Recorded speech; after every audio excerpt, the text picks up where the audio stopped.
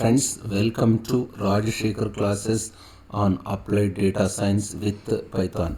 This is lecture number 450. In this lecture, we will try to understand feature orthogonality. The next very interesting idea when you are designing features called feature orthogonality. Orthogonality is just a mathematical term. What it means is this. The crux of this idea is this. It is the more different or more orthogonal.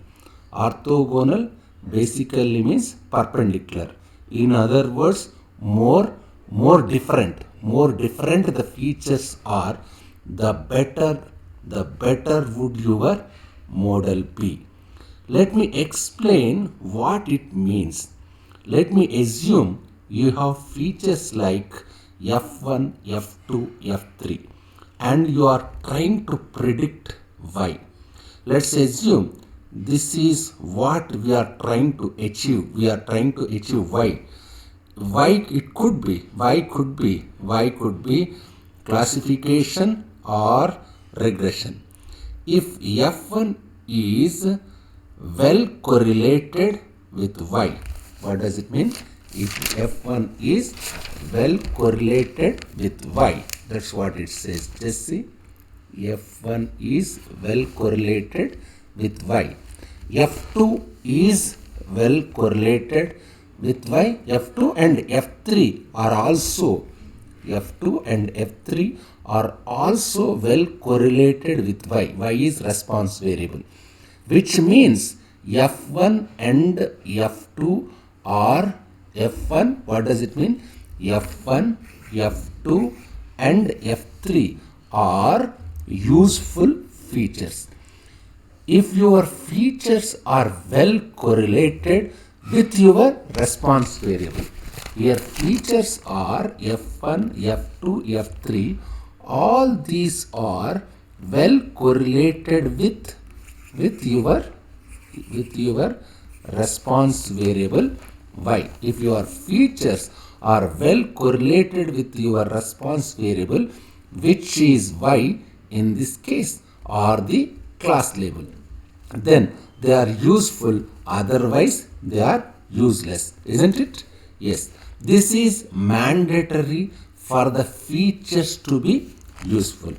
If F1 is also highly correlated with F2, let me assume your F1 is also highly correlated with F2, then what happens? Then you are trying to build a model, and let's say F1 is highly correlated with F2, F1 is highly correlated with F3, and F2 is highly correlated with F3. Let me assume. In such a case, even though if you have three features, F1, F2, you have three features. What are the three features? F1, F2, F3, isn't it? All of them well correlated, isn't it? All the features are well correlated, isn't it? F1 related F2, F1 related F3, F2 highly correlated with F3, isn't it? All of them are well correlated with Y, isn't it? All these features F1, F2, just see, this feature is well correlated with Y, this feature is well correlated with Y, F3 is also well correlated with Y, because they are correlated among themselves. Just see, they are correlated among themselves, highly correlated among themselves. F1 is highly correlated with F2, F1 is highly correlated with F3, F2 is highly correlated with F3. Their overall effect will be less. That is important.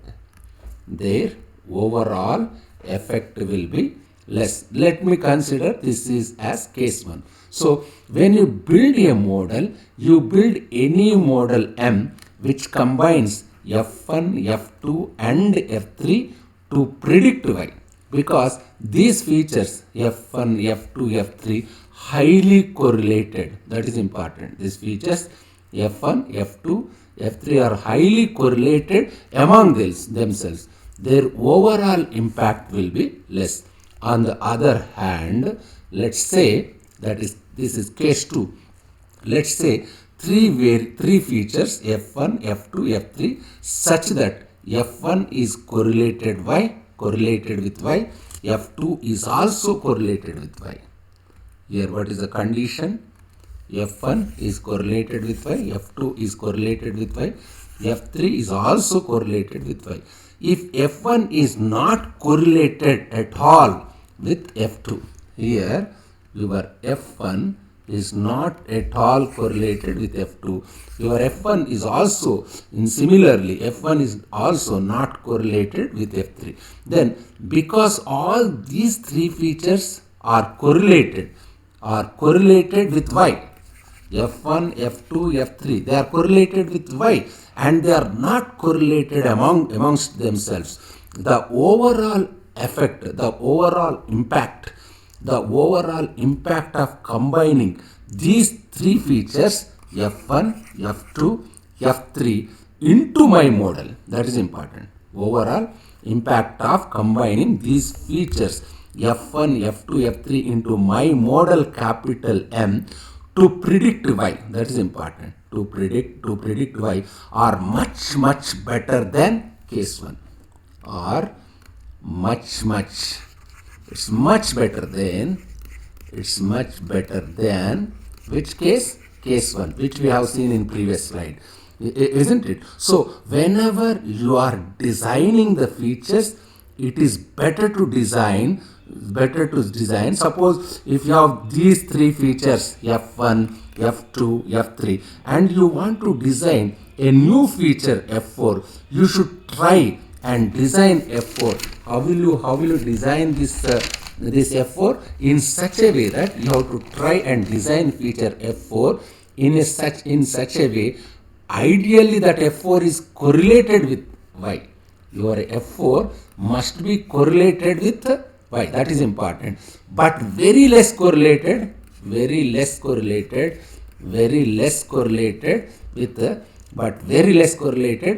or not correlated with existing features F1, F2 and F3, isn't it? Yes, that's why the impact of adding F4 to model M would be significantly more. That's what I mean by this. The more different or orthogonal the features are, the better would your model be. That's what we were discussing. Different or orthonormal different or orthogonal, the less correlated features are the better the model. The less correlated features are better the model will be. When you combine all the features, this is very important idea. Now your question obviously is, how do I design F4 now? How do I start to design it? How do I even think about creating a feature F4 which correlates Y, but which correlates very little with existing features F1, F2 and F3. So let's look at this example. There is a hack actually. There is a nice idea on designing features. So let's assume I have features F1, F2 and F3. I have built a model M. I also have Y, isn't it? What does model will do? Model predicts, let's say model predicts, yi cap, isn't it? Model predicts, yi cap. These three combinedly creates which one? This F1, F2, F3. These three combinedly creates xi, and I have yi correspondingly, isn't it? I have yi correspondingly. So my table looks like this. My table has features F1, F2, F3. three features, this is my original table, isn't it?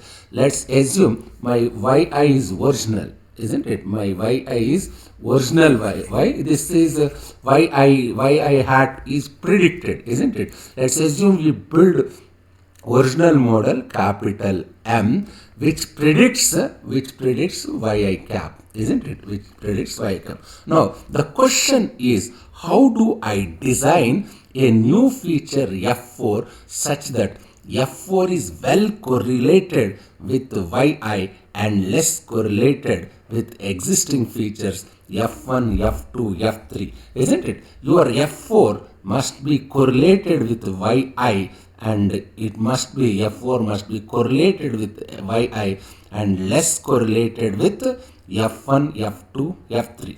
This is the question, isn't it? So here you have already model M which predicts, you have model M which predicts y cap. So what you can do this, you can now start taking the errors. For each point I, there is an error. What is the error? Error is, for all xi, error is yi minus yi cap. At the end of the model, after you built the model using the existing features, this is the error. What is my error? My error is yi minus yi cap. For each point xi, there is corresponding error. When you design a feature F4, try to ensure that your F4 is correlated with error. F4 is correlated with error EI. Try to make your feature F4 well correlated with error EI. Now, what happens here when you create new model using F1, F2, F3, F4 to predict yi's F1, F2, F3, F4 to predict yi. Since F4 is well correlated with EI and it tends to perform better even after adding F4, because the three features F1, F2, F3 are already there, isn't it? When you had these three features, F1, F2, F3, the model gives you yi cap, isn't it? When you have these three features, F1, F2, F3, the model gives what it gives? The model gives yi cap. With which features? With F1, F2, F3. That's important, isn't it? And the model gives your yi cap, and there is some difference between yi and yi cap, isn't it? This is like error, y actual minus predicted. This is like error in previous model. Why? Because this is model M, this is model M dash, isn't it? Let me say this is model M dash, this is model M, isn't it? In model M dash, let me say you are getting yi tilde after adding this feature F4.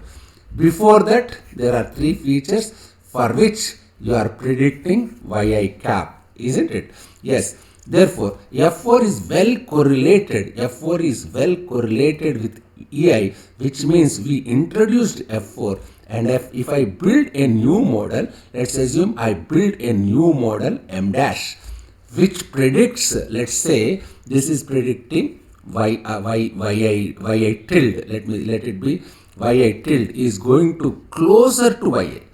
This yi tilde, after introducing this feature, it is going to closer to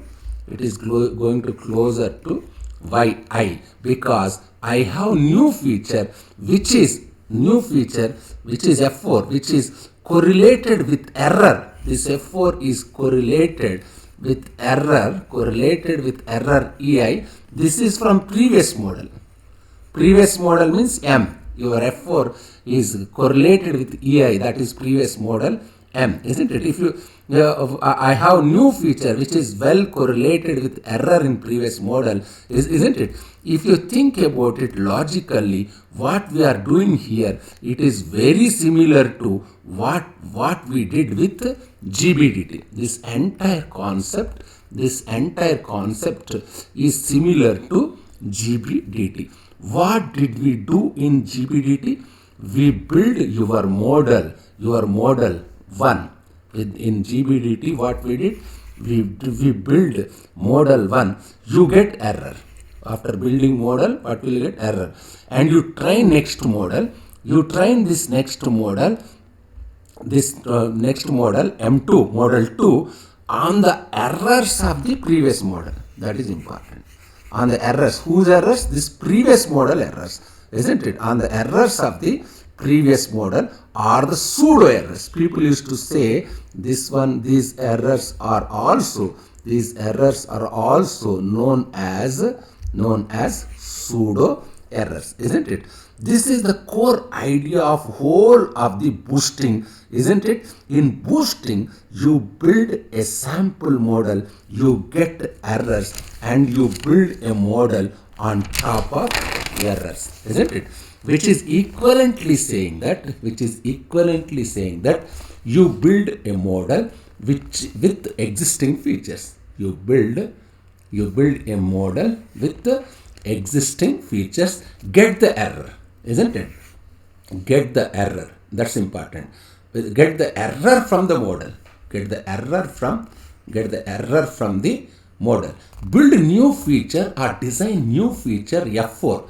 Design new feature F4 which correlates well, which predicts the error better than you build the final model. It works very well, isn't it? This F4 is correlated with error EI. This error EI from model M, which is built using features F1, F2, F3. So this type of feature engineering, where you try to create new feature that are well correlated with the class label, but less correlated with others, is what you are trying to achieve in this case. It is very similar to the idea of boosting in machine learning classifiers and regression. In previous case, we use decision trees to feature engineering. Here we are using idea of boosting to create a better features. But again, you have to be very careful that you do not overfit, because when you design feature F4 to predict, it's very important. When you design a feature F4 to predict, it is very easy to predict error, I can say. Is it to predict? It's very easy to overfit. So you should avoid overfitting. So you should avoid overfitting at any cost. This same problem that the boosting has, isn't it? Boosting, it is very easy to overfit. Like this type of feature engineering, where you are trying to design a feature F4 which is very well correlated with error, which is very well feature F4 which is very well correlated with error but less correlated with existing features, then you can say F4 is orthogonal because it is less correlated with existing features F1, F2, F3. You can say it is orthogonal. F4 is orthogonal to F1, F2, F3, but it is very well correlated with error, and hence by adding this new feature F4, which is very different from existing features, which is orthogonal to existing features, I tend to get a much better model. And this is the same idea in boosting, isn't it? Just try to recall in boosting the same idea which we discussed, isn't it? We must be careful here. You must be careful with the overfitting. Thank you very much.